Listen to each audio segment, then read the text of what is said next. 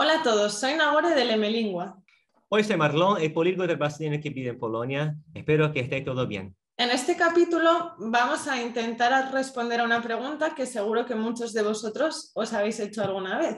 ¿Cómo no perder la motivación? Marlon, ¿tú qué piensas sobre eso? ¿Qué podemos hacer? Ese es un tema muy complejo, ¿sí? Pero déjame preguntarte algo antes.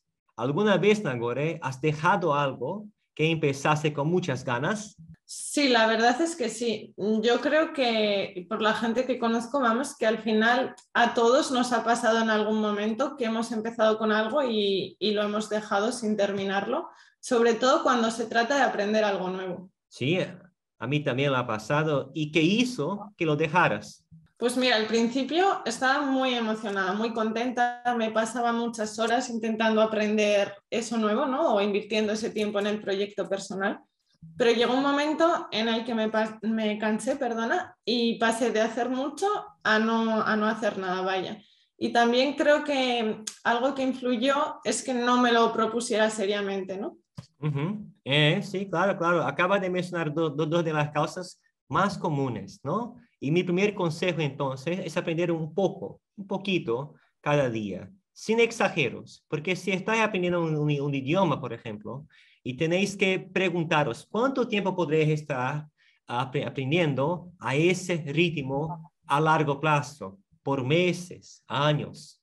¿Y tú cuánto tiempo nos sugerirías, ¿no? Que hay que aprender al día? Suena raro, mira, lo menos posible, pero con la mayor frecuencia posible. Por ejemplo, 10, 15, 20 minutos, media hora al día, como ya hago yo también con los idiomas que estudio. Y mira que estudio varios, no solo dos, varios.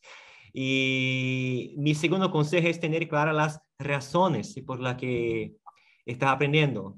Así no se perderá la motivación, ¿no? ¿Y cuál podría ser una buena razón para aprender un idioma? Mira, hay muchas y la verdad es que algo personal, ¿no? Para algunas personas, una razón puede ser que poder leer y entender una página de un libro, no el libro todo, pero una página, ¿sabes? Al principio, de un libro escrito en el idioma que están estudiando. Para otros, por ejemplo, en cambio, puede ser estudiar unos minutos, ¿sí?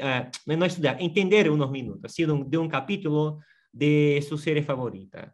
Hay otra gente, sí, para la que poder mantener una pequeña conversación con extranjeros durante un viaje, por ejemplo, puede ser algo de motivación suficiente. O lo importante es elegir un objetivo que te motive a ti mismo personalmente.